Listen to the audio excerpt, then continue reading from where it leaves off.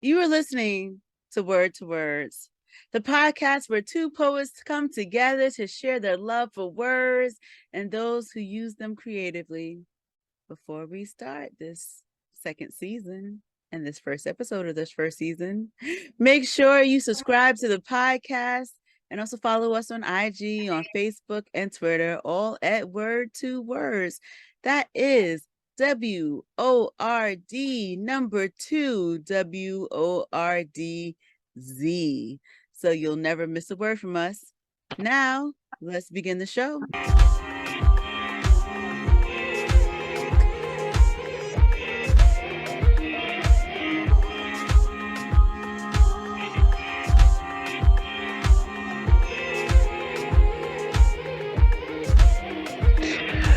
Hello, I'm Tony Two Eyes, the Entreprepoet. And I'm Dara Kalima, the community poet, and this is Word2Wordz. We are back with another episode of your poet's favorite podcast. It's been a little while. We had to take a little break, we had to refresh ourselves and rejuvenate, handle some business. We done had to handle a lot of business during that time, but we are back and ready, and we thank you for being here with us. You ready for some more fun? Yeah, I know. I heard all of you say yes. I can't hear you. We heard all of you say yes. So we heard you. We heard you through the screens. We know you did, because we've been waiting for you and you've been waiting for us. So we are back and ready to get at it. So that said, Tony, what word is this episode brought to us by? We're back for season 2, but we still are doing the same thing that we did in season 1, and that is start off with a word that's going to lead to other words. So the word of today is jaunty. Jaunty, my dear. Jaunty. And the definition is having or expressing a lively, cheerful, and self-confident manner. Jaunty. Jaunty.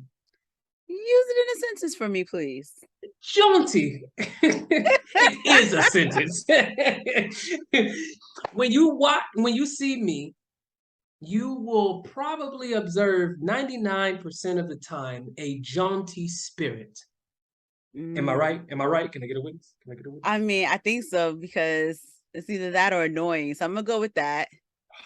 Like, you definitely have a very jaunty attitude and walk in terms of how you move. It's a jaunty stride. Cheery, happy. So that should set the mood for this particular episode, where we should be jaunty. Jaunty. Dara, can you be jaunty, Dara? I have no idea how to be jaunty, so I'm sure I'm going to mess that up by the time we get to the first poem, but that's okay. Well, one of the most jaunty parts of this show for you is when you see the people out there that's doing the dang on thing.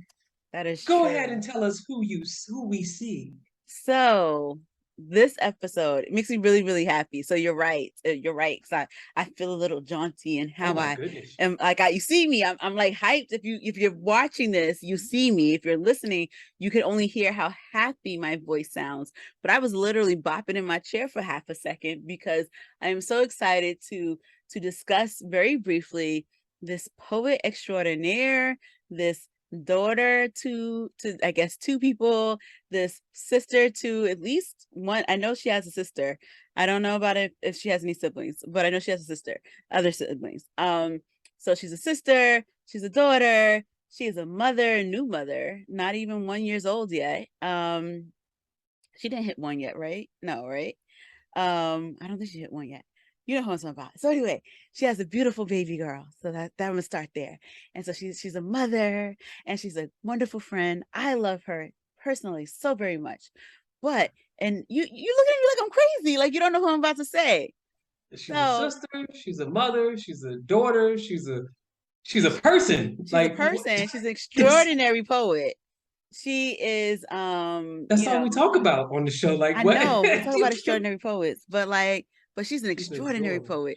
She had you scratching your head like you scratching your head right now, trying to figure out who I'm talking about. I know who it is. Okay, there you go. So this person This person is a friend to us. Is it A? This person was part of our business Is it in terms A? of, stop guessing and let me finish my description. Sorry. You the one in a rush. We got time. We gotta do this in a timely Okay, sorry, manner. my bad, go So ahead. as I'm saying, this person is like a little sister to me. One of the few that I have adopted in my life, but really just a dear friend. There's a town in Colorado called Aurora, and they were smart enough to make this person their poet laureate for the next 4 years. And so this person is Ahja Fox, who just got she just took over the position as poet laureate. This is the third person to ever be a poet laureate in there since 2013 when they started their poet laureate program. I think there was a break during COVID or whatever, but now she's the next one to have been that. It was elected by the former poet laureates as well as some officials of Aurora County. I mean, of Aurora, California, Colorado. In that she's like, so why is she the poet laureate? I don't know what all their rules are, but if you've ever read any of her poems, you will know what she is. But besides that, she actually was nominated both for Best of the Net in the past, and she's been nominated for a Pushcart Award. So not everyone gets those nominations. Those are like hard nominations to get. You have to have somebody co-signing you as a publisher to want to say this is that person.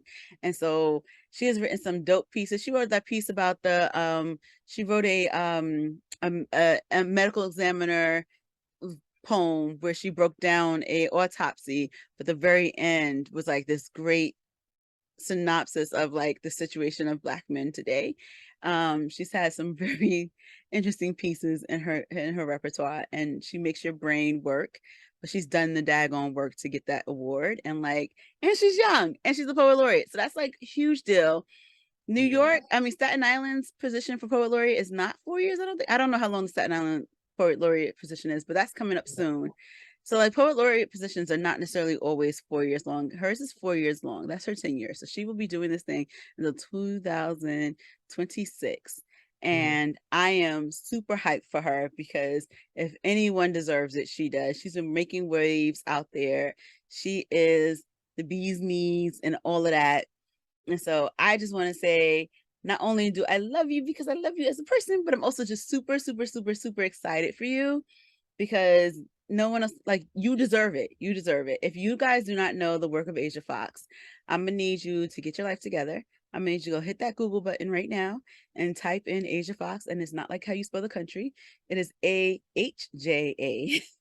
So not the other version, but AHJA Fox. That is spelled like it normally is. And you'll find all this great information about her because her writing is really just spectacular. It's highly complicated. It takes you in a lot of places. And she's one of the very few people that I actually let edit my work. So I had just written a poem recently and I was like, okay, I gave it to a couple of people. There's like 4 people in this world I let edit my work. She's one of those people. And I sent it to 3 of the 4. And I said, hey, look at it. One person said, I get back to you. He never looked at it. One person looked at it and said, oh, I really like this. This is a different side of your work. And then she's the one who gave me feedback in this round. And she should help push that work even further. So she's one of the very few people who I let like really navigate my work. And check her out because her mission is to really help, and her job as the poet laureate is to really make Aurora, Colorado. I keep on saying Aurora County. I don't know what I'm trying to say county, but Aurora, Colorado, learn more about poetry, be more accessible to it, but also to just make it something that everyone can have to participate in and to, amplify their spacing in this world with that. And like Colorado, if y'all don't know about Colorado and their poetry scene, Denver's got a lot happening. They're not just shooting people who walk out of bars, because that also has happened recently. But Colorado has this like crazy poetry scene, and there's some dope poets coming out of there. So pay attention to what's happening in Colorado poetically, but make sure you check out my girl Ahja Fox and just all the things she's going to make happen in these next 4 years in her tenure as the poet laureate of Aurora, Colorado. So we see you, we celebrate you, we're proud of you. We're glad to have had you on our team, and just keep doing the daggone thing, girl. Keep it up, keep it up. Woo, woo. Yeah. And so as we celebrate other poets, we want to also always highlight and or share the fact that we're poets as well. So we're not just the people that admire poets. We are actually in the trenches. That's why we know what we're talking about, because We're we fighting the doing a fight. thing. We're doing a thing. And while she just read all of the accolades of Miss Ahja Fox, Dara has her own accolades that she could list off, that she loves to just share with you guys. That's a different episode. And I'm the least qualified of all of them. I'm just the supporter. I I don't do anything out in the scene. I You just see are the glue and the hype man, and you're the visionary. the hype man. You're the visionary. So I'm the P Diddy. you write some dope stuff, but you are definitely the visionary that gets the rest of us going. So we all need you. Oh. We couldn't be doing what we would be doing without you. That's a Oh fact. my goodness. Oh my, don't make me cry from my two eyes. Oh my gosh, we're gonna do this again. Okay. So Okay, so we're gonna drop some lines here. We're gonna drop some lines. I'll even be nice and go first this time, even though I hate to if you want me to. Go Because you're in such a first. good mood, I'm gonna ruin the mood, and this way you can make the mood better Oh again. my goodness. Okay. I'm searching for a poem to make the mood better. Okay, Yeah, go you're gonna ahead. have to make the move better because I told you earlier in the weekend that I had some mood stuff, and then so we You also did. host a open mic on Sundays, the last Sunday of the month. And so we did this open mic, and this gentleman read a poem, and I was like, I was gonna read this poem, but I decided not to. And I couldn't even, because he almost made me cry on the live. I had to wipe a tear away, but I wasn't like crying. So I just read this poem to one of my dearest friends, so I will now read it to all of you. It is a tough poem. How am I? At the words, how are you? I freeze with terror. Answers rush towards my mouth, bottlenecking in my throat, causing me to choke. Eyes try to communicate on my behalf, but pressure forces expression to well, blurring my vision with tears. The question be the roll of dice at a life or death game. My heart race goes tachycardic as my mind attempts to process the emotions and assesses if it's safe to answer. Can the asker hear that I'm crumbling? Life is perpetual aftershocks. I am being buried under my clutter. My room hasn't been clean in years. I didn't want to get out of bed yesterday or today. I plan to stay in there tomorrow. Work feels like a hamster wheel and my joints are arthritic. Do they care that my body is betraying me? Every month I lose more blood than I can make. My heart is being punished. I'm in love with a man that is making me choose me over us. I say I will let go, but each night I dream of returning to his home and his arms. I am an addict. My addictions, boys, love, clutter, food, pain, busyness. And I'm so tired of being busy. I am mad at myself for waking up in time to turn off the gas that my mom accidentally left on.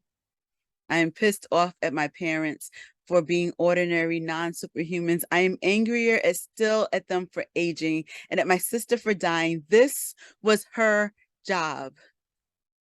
It's more of a sentence than a gig. I didn't want any of this. And I shouldn't say a word because I know I will be asked for the umpteenth time, am I thinking of self-harm? And while I'm not thinking of it now, I fear the power of suggestion.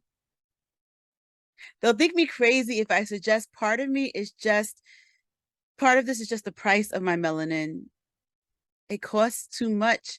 My bank account is empty. And despite all of this, I'm generally okay.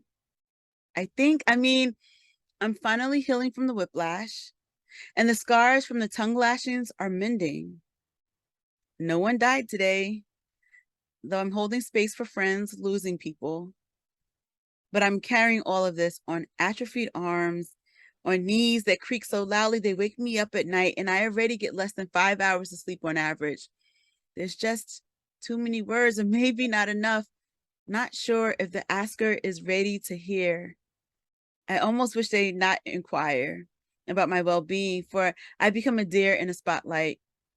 Please flick off the lights so I can run and hide.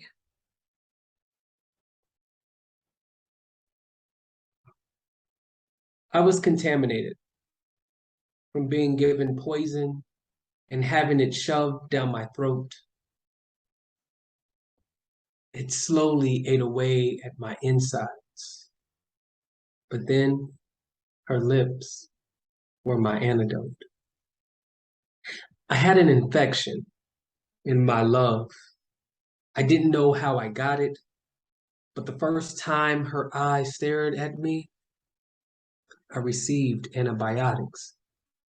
I suffered with intense migraines back then. Now I have no pain at all. It seems the more I tapped into her mind, the more her thoughts became my Tylenol. I had contracted a broken heart. Physicians said it was something they had never seen. No one had any answers until I was given her body as a vaccine. There was an ulcer in my soul, internal bleeding related to alcohol, but all symptoms have subsided. Her skin was like Pepto-Bismol. I had burns, cuts, and puncture wounds, scabs all over my precious organs. But then her touch was applied on me. Her hands were like Neosporin. My pain is cured, my sickness relieved, remedies from our conversations. Now that I have her in my life, I am forever healed because she is my medication. Whew. Okay. Thank you. Thank you. All right now. That was a little jaunty. It was, I mean, it took us back to a better place. Started off like it was about to be gruesome, but no. It did start off, I was a little doubtful, but you brought us back. You brought us back. So no, it was a love poem. It was a love poem. It got us back to where we need to be. So what is inspiring your pen these days, sir? Not a dang thing. Nothing? Are you not writing at all? No, man. Do you know these last months that we've been on break? I had COVID one time. I was on vacation. Vacation, then COVID.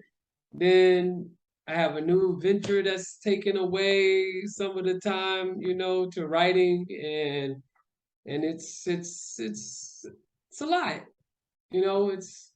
It's good. I haven't felt the need to write as well. Like I haven't gotten to that point where it's like everything in life seems to be on a good platform. Usually it's the bad things that you'd be like, oh, I gotta write because I can't get through the day. But like if I'm not writing like pain stuff, then it's usually erotic stuff. And then if it's not erotic, then it's usually motivational for others, and so I want to write a poem.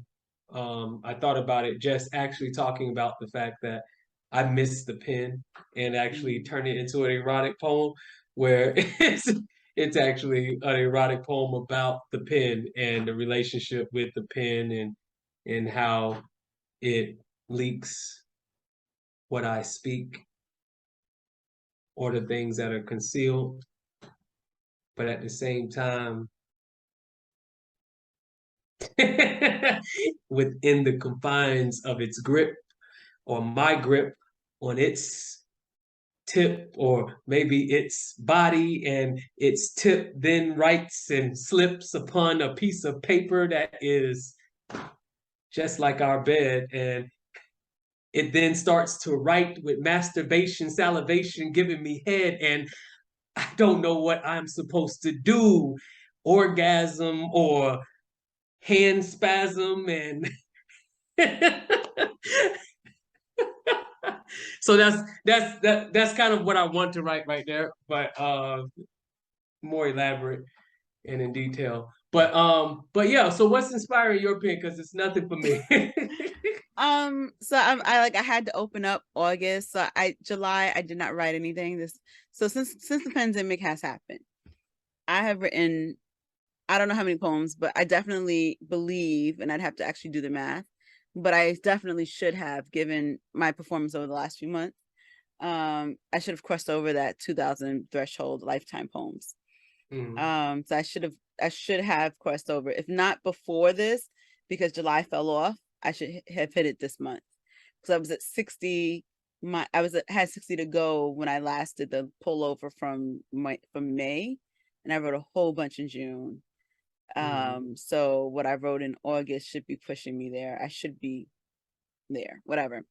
So we're gonna say I've written 2,000 poems. I'll find out for sure. Maybe this weekend I'll do the work and find out where I really land after this month ends. But I keep track. So for those who don't know, everything I keep, all my writing, all my recent writing is in my Google Docs. My Google Docs is separate. I have a folder called Shelter in Place. And those are the things I've been writing since the pandemic has started. So it's helped me keep track of like just what I've been writing since the pandemic. And then each month is delineated. Each year is delineated, and then each month within that is there. So I can also like just keep track, because I could just, how many files are there. And if I don't really finish a poem, then I pull it out and throw it just into a random folder, and don't count that as like, if I don't finish it, like if I have a sentence and that sentence is just a sentence and there's nothing, then I don't count that. But if I have like, if it's like a block of words, if it's like a prose written form and I just didn't finish it, if I didn't like form it out into the poem, but the whole concept is there, and I didn't get back to it, then I still count that as a poem. Okay. So I have a sentence I started that I haven't come back to, and I don't know if it's right, if I'm going to finish, I have this idea of, so someone was talking about, and I watched it because I have another podcast. So in that episode that just released this week, he was talking about being a villain in your own work. And I had this, I'm playing with that idea of confessing my sins, or saying that where I was wrong. And it started with seeing this ex's email. I was looking up something in my drive, and I saw my ex's email address pop up. And it was like, man, this is the one place I regret what I did with him. I don't regret anything because he was a jerk, but this is one place I feel bad about now that I'm a published author. I realized I wasn't supporting him properly. So I was thinking about like starting a poem there, and then I just like wrote one sentence and I didn't get anywhere. So that may not count. But anyway, so I was looking through this folder to see what I've been writing. And I am to eventually inherit this group here in New York called Spoken Word 101.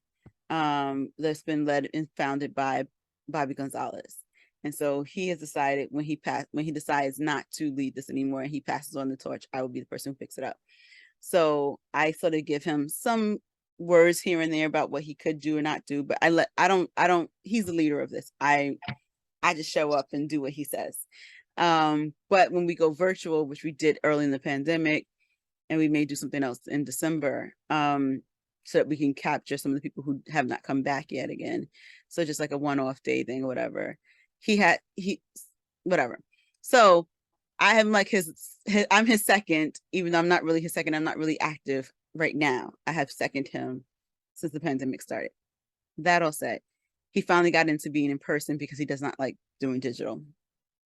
So he had his workshop this summer. I could not do July. I came in August. So I only made it for like the last 2 weeks and the open mic. So August, I wrote to his prompts. I didn't even do most of the ones that I didn't do any of the ones I missed, but I did the ones that were present. I was present for. And so it was to like, what's inspiring me is being present in workshops that are requiring me to actually write. Because like in his workshop, we did an acrostic because we meet in the Bronx Museum. So ekphrastic. So we did a poem based on a picture that we over some photography that was being exhibited in the museum at that time. And he just gave us words from his own poem his own work of poetry that we did work around. So a lot of what's in this folder is stuff that he assigned us that I did. And I don't have a lot this month, but like since the pandemic started, and that's where I started. Since the pandemic started, my lowest month ever was 12 until July came, and I only wrote 3 poems in July. But July was very tumultuous for me.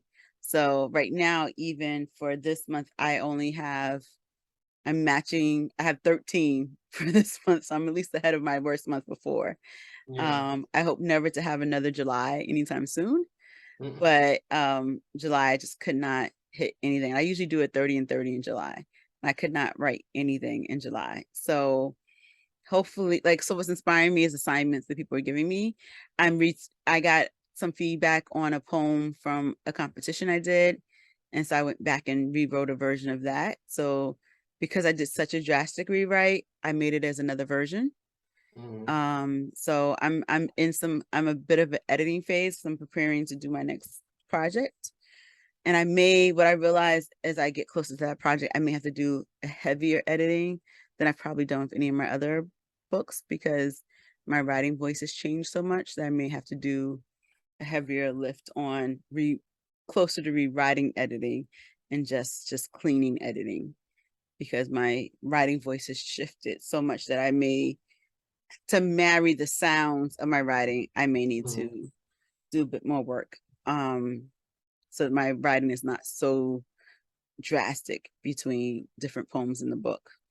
But we'll see. So that's what's driving my writing, is just what I'm being assigned, what I'm seeing, a little bit of what I'm feeling. The how am I is how I'm feeling. But a lot of it is just what I've been assigned and what's going on around me. But it's been exciting to see how my writing is growing, but it's been a tough writing season. Yeah. But at least I'm still writing unlike somebody here. So we give that segment because we want to let you know that you're not alone as a writer.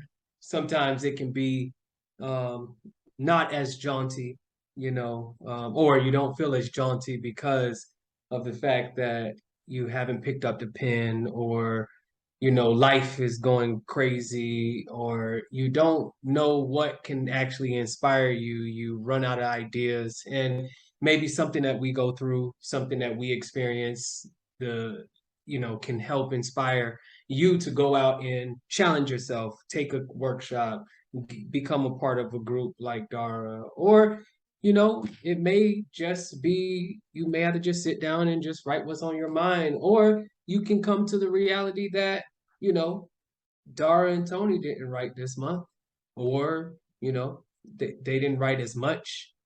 That doesn't mean that I'm a failure, I'm bad or anything. So continue to just push your pen, and sometimes it's okay to just stop and then regroup.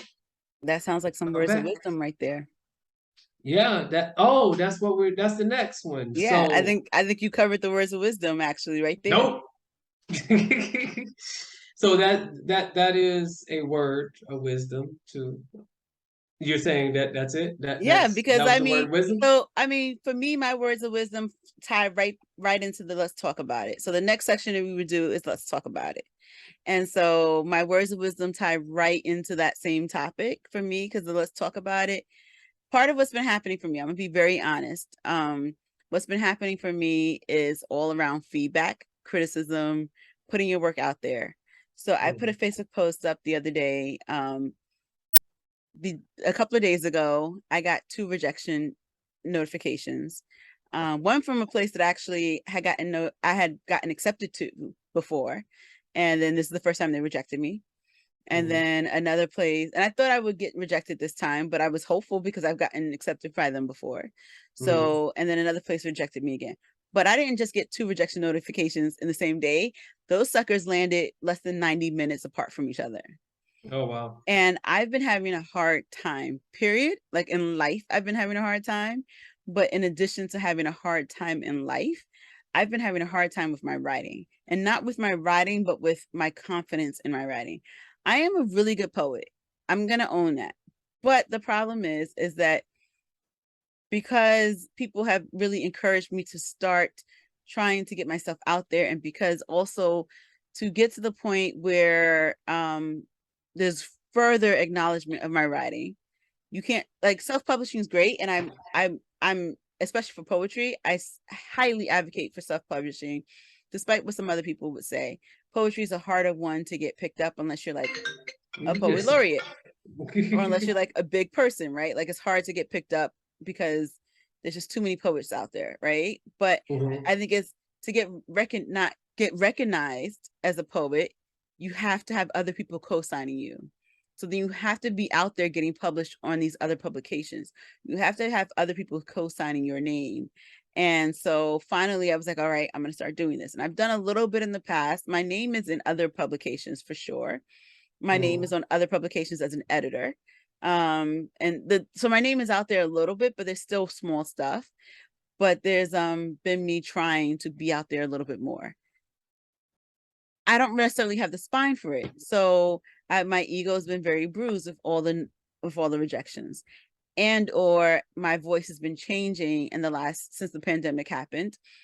And I've been getting a little bit more paper poetic and less spoken word poetic, and landing into a less spoken word writing style and landing more in a paper style. There's a lot of feedback, like, you're almost there. We really like this part of what you did, but you got to get, like, the rest of it's not, it's close, but it's not exactly right. Oh, well, we just got to say no to you. When you hear a lot of no's like that, it is so hard to feel confident, especially when you think you're getting better as a writer. So I think I'm getting better, and as I get better, I'm hearing a whole lot of no's. Well, then what am I doing wrong? How am I not getting there? What's not fitting? And then sometimes it legitly is straight up racism. And so it's hard to not discount that. And when I say it's legitly racism, part of it is straight racism. Some of it is that publications aren't ready for you being blackity black. If your writing is blackity black, some publications just are not comfortable with that because that's not their audience, it's not their style, that's not their lane. Or they don't know how to edit your writing. They don't know how to handle your stuff because they don't have the understanding of that writing. Or because we sound a certain way, it makes us sound less educated because we're speaking in a more vernacular way, or we're speaking in a way that the people around us will get it. And so we're not doing the hoity-toity extra metaphor level layered stuff. We're not doing the MFA layered stuff, leveled stuff that they think less of our writing. So some of that is the barrier. There are gatekeepers who are just not letting that stuff pass through. But then but not all of it is that. Some of that is just legitly, we need to skinny up our writing. We're putting in too many words, too many descriptions. We need to learn how to edit our stuff a little bit more. It's good, it has the right idea, it's almost there, but you go off in this extra tangent too far, or it's not focused enough, or you're just overriding. And overriding is a really big issue that a lot of us don't really realize we're doing. And maybe overriding is an issue, but right now the style is anti-overriding. Who knows? But it's a hard place to be when you so believe in your writing, and then these publications keep telling you, close but no cigar. Thanks, try again. Oh, thanks, don't even try. You get it. So I've been very I don't publicize all of my rejections. I publicized that I got those 2 in the same day because they were literally 70 minutes apart. And I was just like, I can't even. And those 2 rejections, what most people don't know, was behind a rejection I got the week before. And then the day, like 2 days before my birthday, I got feedback on an award I keep trying to win. And the feedback was better because the last time I got the feedback was straight racist and elitist. This time the feedback was actually helpful, which is what led me to want to re-edit my poem and look at my poem again. Well, maybe I am going in circles too much. Maybe it is extra and I can just pull out some stuff out of it and rework this poem. Maybe there's another angle to it, or maybe it just needs less. Maybe I need a little less in this poem. But there was feedback that was helpful, and I don't agree with all the feedback, but I acknowledge that, like, there was helpful feedback in there this time. Last time, too clever was coded BS. So I've been struggling because I don't know and because my voice has been changing and developing so much, and a lot of people don't know the paper Dara, a lot of people know the spoken word Dara, that it's been hard to be out there and keep being knocked down every moment. Because honestly, in the time that I've been really trying to submit, I've gotten 2 acceptances and 1 award. 1 award was an honorable mention. It wasn't like the award, right? But it's nice to have gotten that award, right? But that's different. That's not even poetry. One of the acceptances was for a book that's never been published. So that doesn't feel good because it's not a reflection on me, but the publication just ended up folding. And so I don't know if it's ever going to come out. And then the other one happened, but the interaction with them as they edit my poem was, oh, this actually isn't a poem we would typically have taken. Go look at these other person's poem because that's really the caliber of writing. We just liked your story so much. Wow. So really, you just told me my poem wasn't that good anyway. And so that all really hurts and it's been a hard process. But I say that to say feedback sucks. It sucks.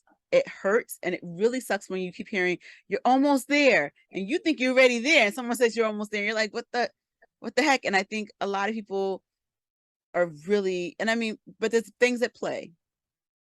If you're doing a full publication, it's not just that this wasn't good, it's that it may be too close to someone else's work. So when I was in one of these classes, the person was like, add food to the poem. Because we're doing food to the poem. Most people are not doing food to the poem. So even if the prompt is summer's days, if you talk about food and make it a summer poem, then it works because most people would have already promoted a poem that was not about food. And so your poem is now different and it stands out.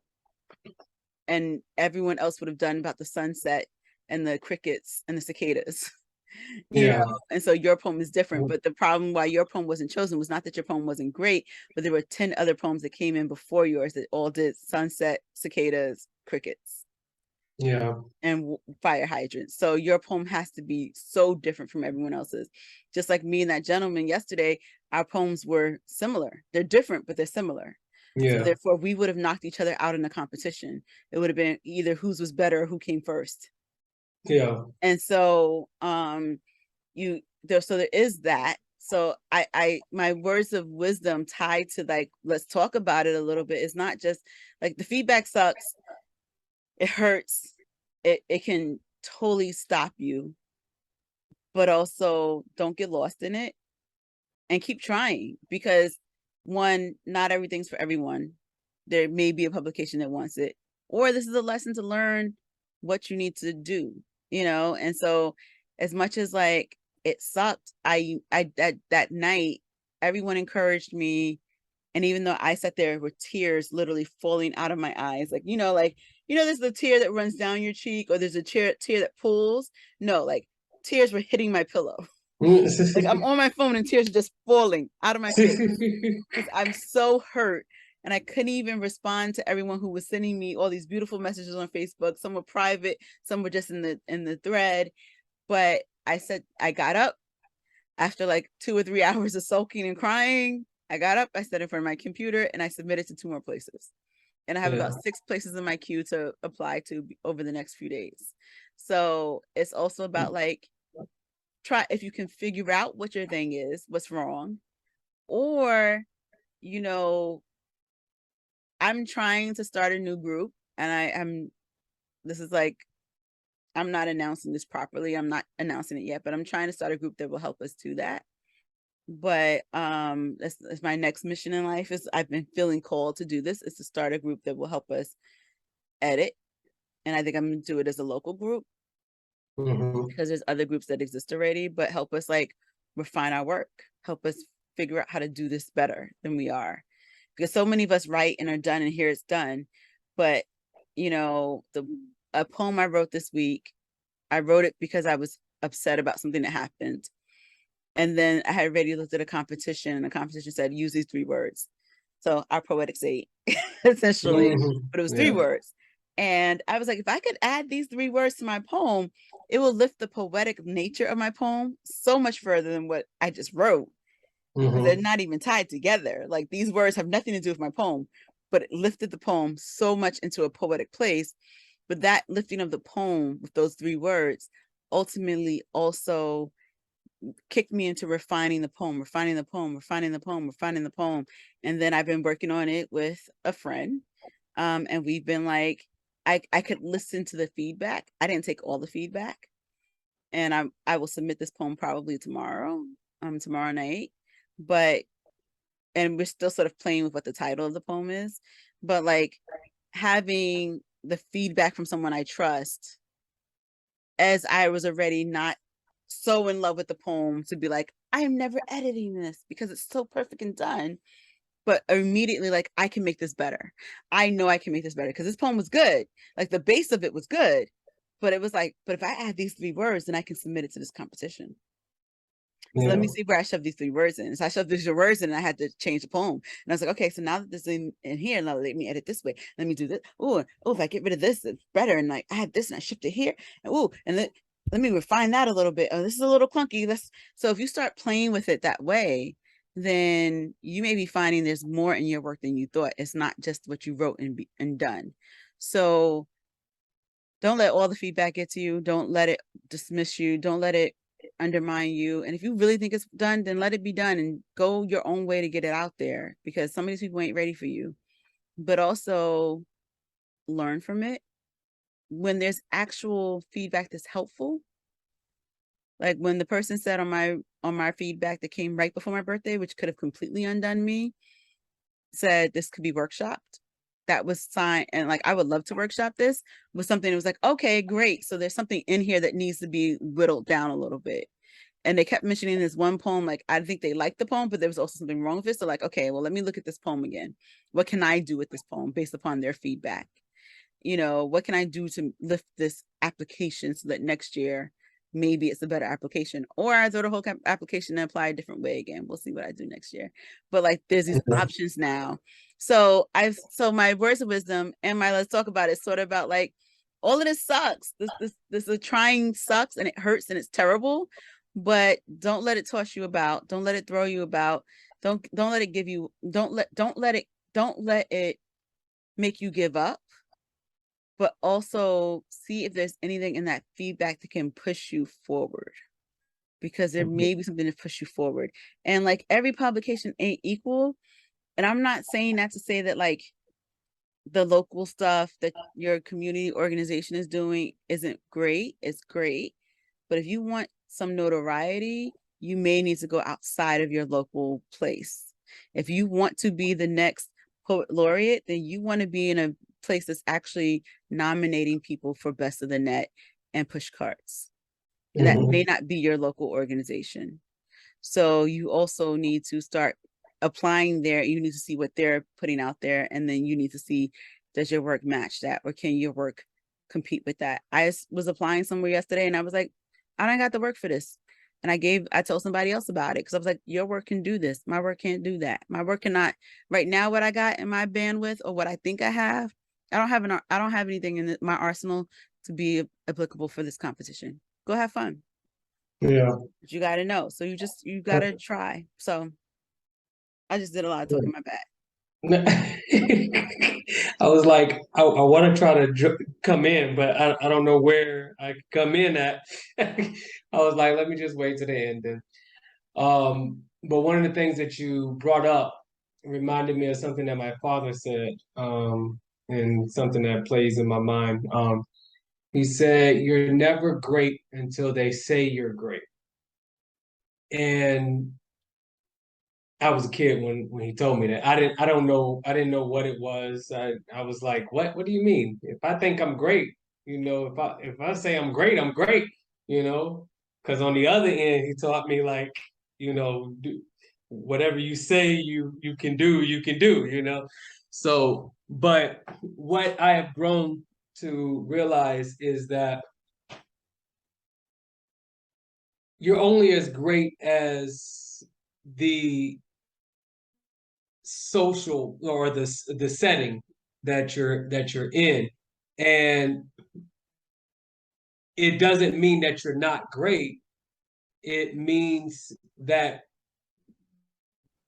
you have your audience, you have people that you're great to, and to become great in the eyes of others, either you have to either consistently do what you're doing until enough people actually see your greatness, or you have to take that feedback, like you were saying, and modify your what you're doing to to kind of bring everyone in to the world. Because just like if you were actually speaking another language, you're not going to continue to think in English, because you will, like, if I go and try to talk in Spanish to somebody's going to get aggravated, and they're going to already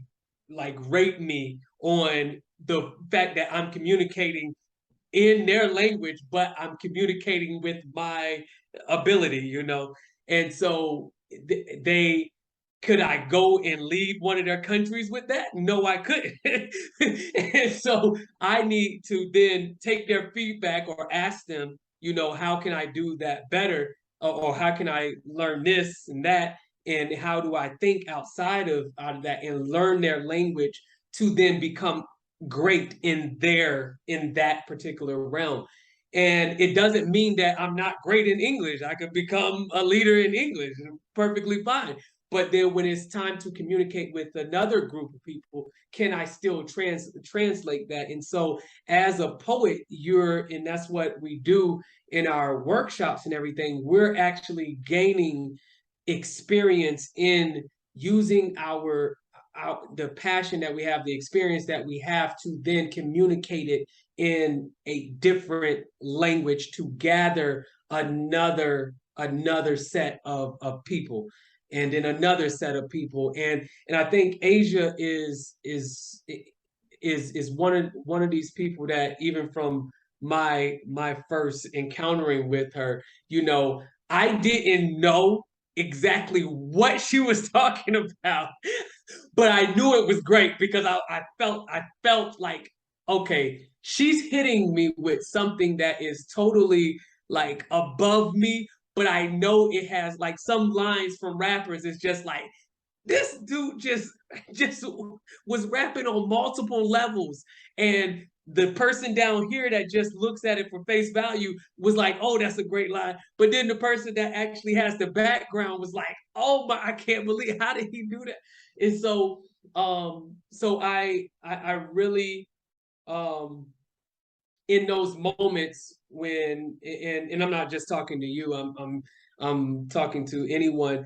I think when you're what should propel you forward is the ability to gain more people. And I know, going from spoken word to actually on the pen as a publisher, as a person that did it, I was spoken word for many years, and then I went to writing, like, book form in 2000 and whatever that was, 2019.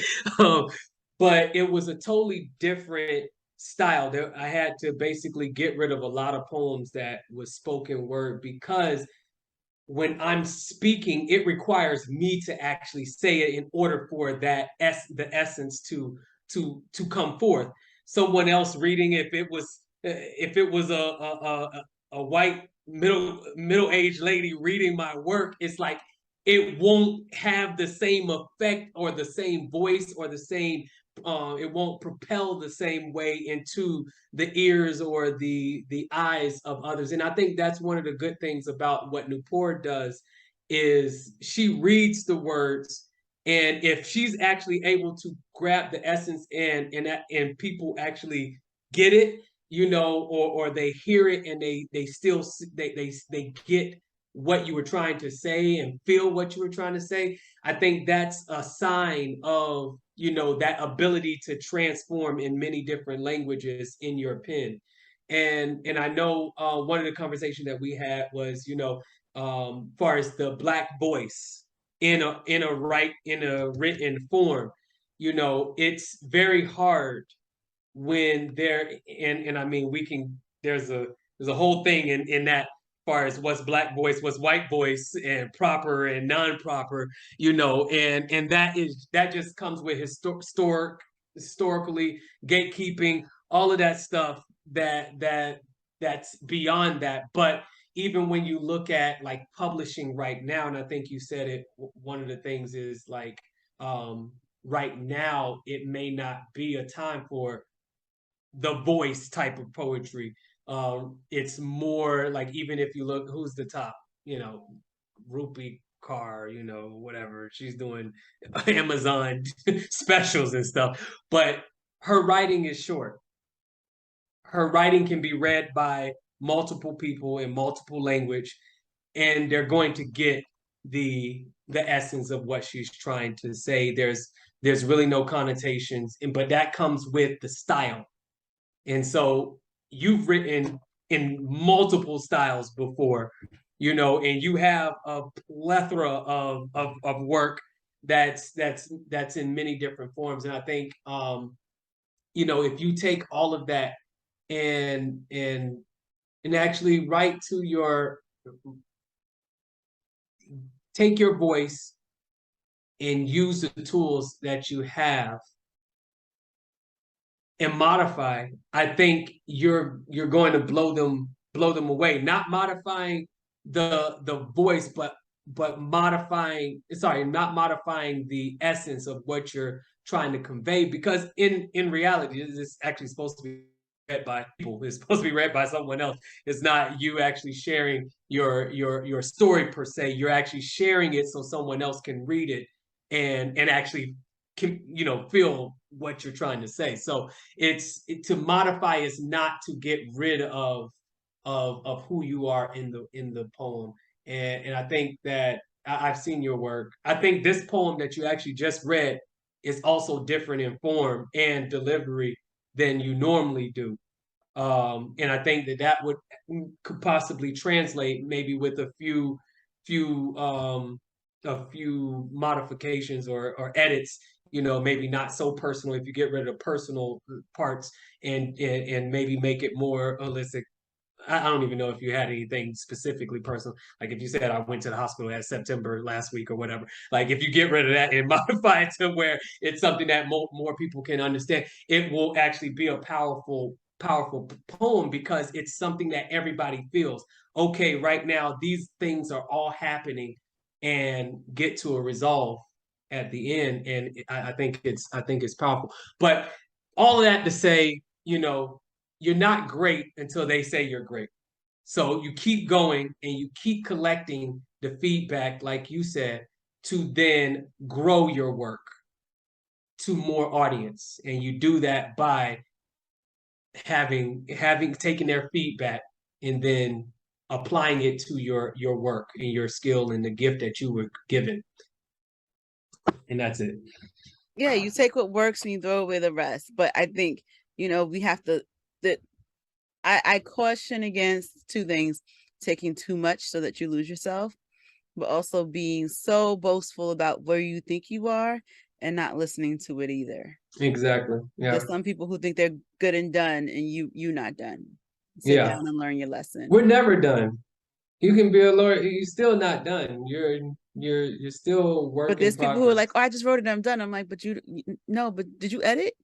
Like we all edit differently, but editing is important. Like I may not edit all my stuff over and over. Like I may not edit my stuff then, but like when I come to printing stuff, when I come to like submitting stuff, I'm sitting there taking stuff out. I remove stuff. When I come to like anytime I make a book, I'm removing lines. This is work. This is not work. So I may not edit it before I get to that point, and I may edit it in the moment. But trust me, before this thing gets released, distributed anywhere, even before I perform, I'm looking at this again. So you spend some time with the work and really, really look at it. Like look at it not as I wrote it, but look at it with a keen eye, because you'll find there's some stuff. Yep. So hopefully that helps help some people out there that's faced with a similar situation. but accept the feedback. Feedback is always good for your health. Always. Great. So yeah, wonderful thought and communication there. Yeah. So that all said, are there any announcements? I have a few. I don't really have any few, but I have like two. You always have more than I do, but announcements. Announcements. So announcements from me, I said it earlier. I started a separate podcast from this one too. I don't think it was out by the time. It wasn't out. It was not out when when we went on break. Oh my gosh. That was partially part of the break. Part of the break was that I was breaking, but the other part of the break was to release this. I was recording while we were recording this, but I wasn't releasing it. So it gave me an opportunity to release my other podcast. So it's the bi-weekly podcast called On Behalf of, because as you know, my name is Dara Kalima, the community poet. So I interview people who speak on behalf of their respective communities. So I have had people from poets to Black fathers to a bunch of different people talking about the different things in non-traditional families, mixed race children. So we've had a lot of different conversations. Travel enthusiasts. So whatever community that people think identify as a community, they've spoken on behalf of it. And so I have a clown coming up soon. I have a millennial coming up. So and then I'll start recording soon for some other episodes. So there's like six episodes of that out already. So check out On Behalf of, and there's a lot of other things called On Behalf of, but if you see a microphone and a mug, that is me. And the artwork was done by my wonderful co-host here. My icon was created by Tony Two Eyes because yes, I'm an icon. Thank you. He's What you call an icon living? Start a he public company. he is an iconic publishing individual. company.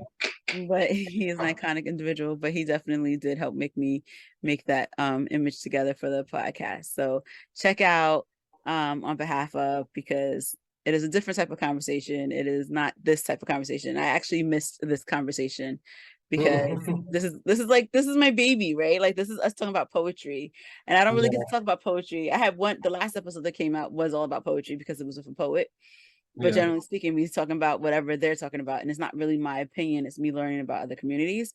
But this is us talking about words, poetry, and what's going on in the world. So I missed being here with you, Tony. And I want to make sure I'm happy to be back. I'm crying out about 2 eyes. Oh my gosh. Did you just say that at the beginning of this episode too? I think so. Oh my gosh. Okay. So now we know that's not genuine. So, but do check out On Behalf of if you can, and subscribe to that after you subscribe to this, because it should be subscribed to and it's great. Yes, it is amazing conversation. She curated very well a diverse group of people that will surprise you every week.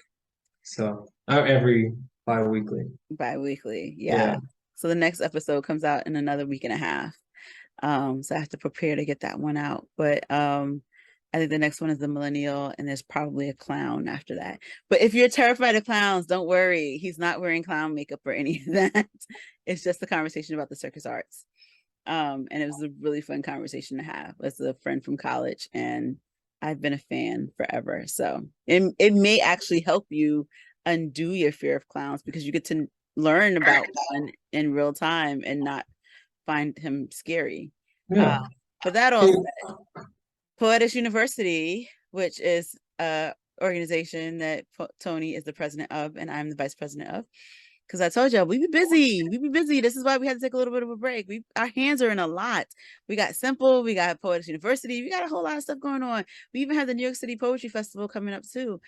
This episode will be live before that comes out. So New York City Poetry Festival is September 10th and 11th here in New York. So come check us out there too. There's a whole bunch of poets. 2i Publishing will be performing. I will be performing also with the Bronx Fun. Goodness, I am screwing that one up. Bronx Fun Hub. Bronx Arts and Fun Hub. There we go. Bronx Arts and Fun Hub. I hope I said that right. Sorry, Ron, if I didn't get that correct. But I'm performing with them on the 10th. And then I'm performing with 2i Publishing that same day. But we are also, Dara Kalima has her own table. 2i Publishing has their own table. We will be there. We will be there for the 2 days, rocking it out. So come say hi to us, check us out, and just, you know, buy some books from us, because that's what we do. We're both authors. Listen to some poetry, because that's what it's the poetry festival.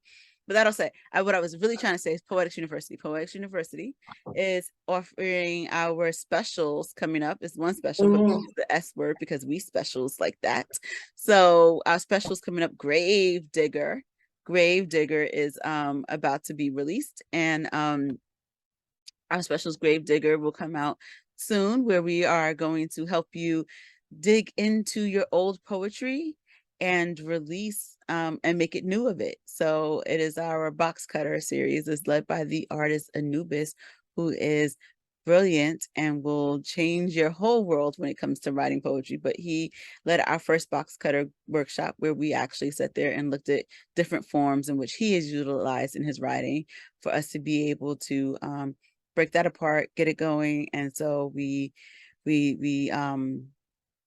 going to go back to that, but we're going to use some of our old works. So we're going to dig up some old poems and apply some forms and structure to those in which we can proceed forward. So that is that. Tony, do you have any announcements?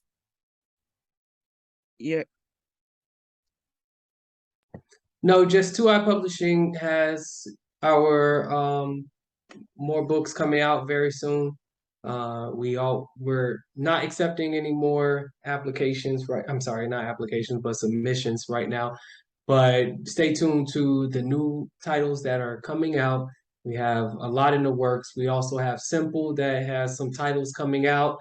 So stay tuned for those. We will be announcing them on our page. So at II Publishing, go follow us there.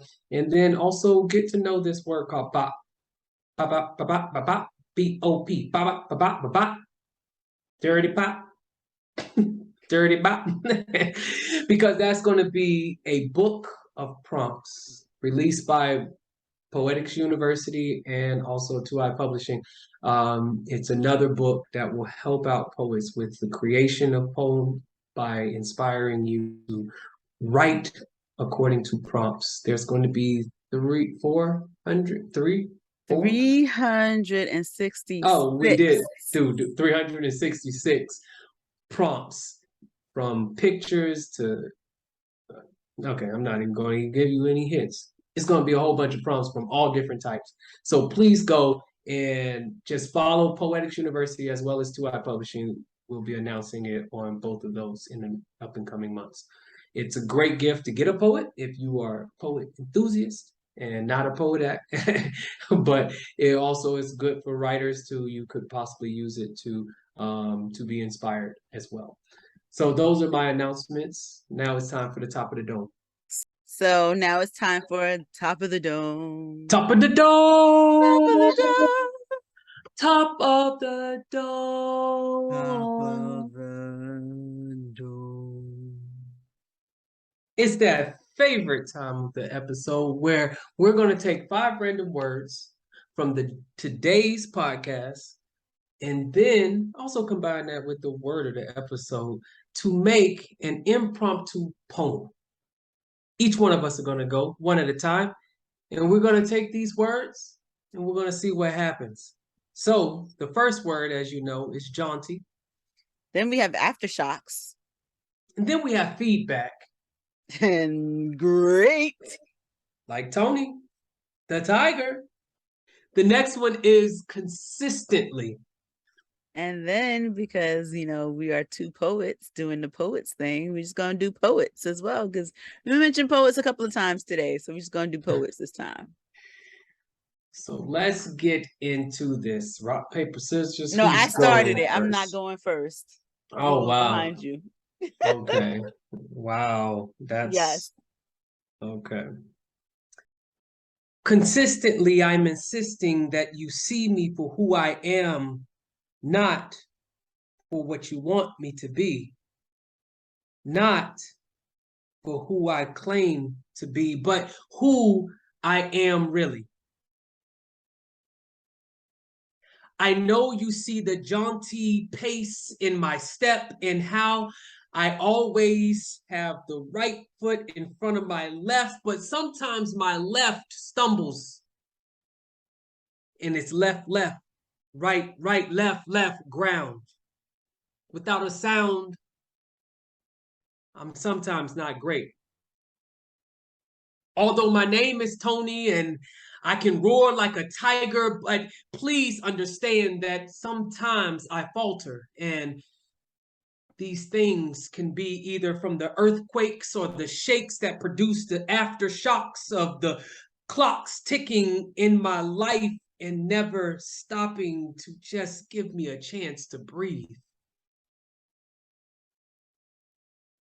And it's sometimes the only chance that I get to have relief is in the feedback that is given from life when I am ramsacked inside of my bed with COVID in my body and a ice pack on my head is the only chance I get to really just chill. And it was in this moment when I was still on my back and lacked all of the important things that I always had to do. That is when I knew that poets is who we are. People outwardly expressing true strength, but I, being weak on a bed, as I said, with the ice pack on my head, I was chill, but still I had a will to write poems. And I also want to broadcast them through my throat so that I can show them that I still feel, despite what my body said. I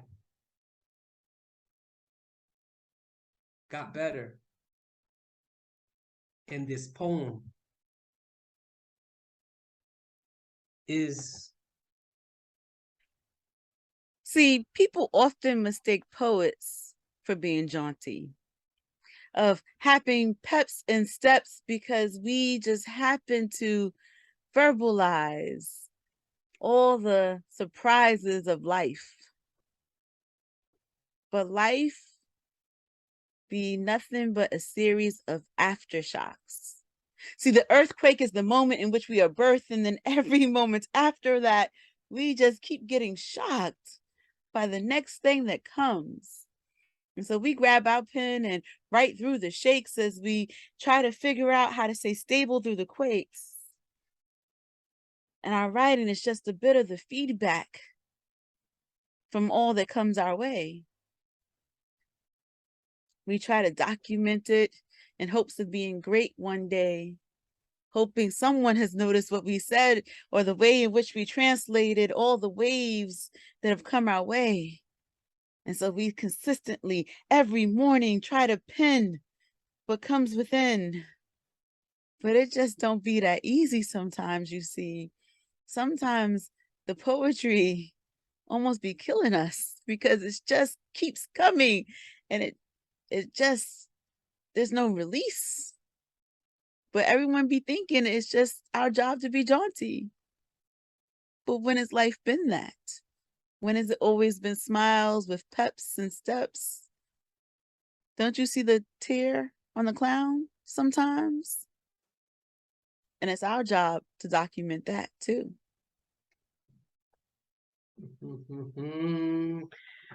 Love it. The tear on the clown. Ha ha ha ha ha. Speaking of clowns, make sure you go and check out Dara's podcast. You are behind if you haven't watched or listened yet. So go and get into those conversations, find out the communities that exist within our world, because it's always great to find out a little bit more about other people's stories. So I'm glad that you're actually taking that step forward and giving people a platform to really talk about who they represent, who they're a part of, and really bring those stories to life.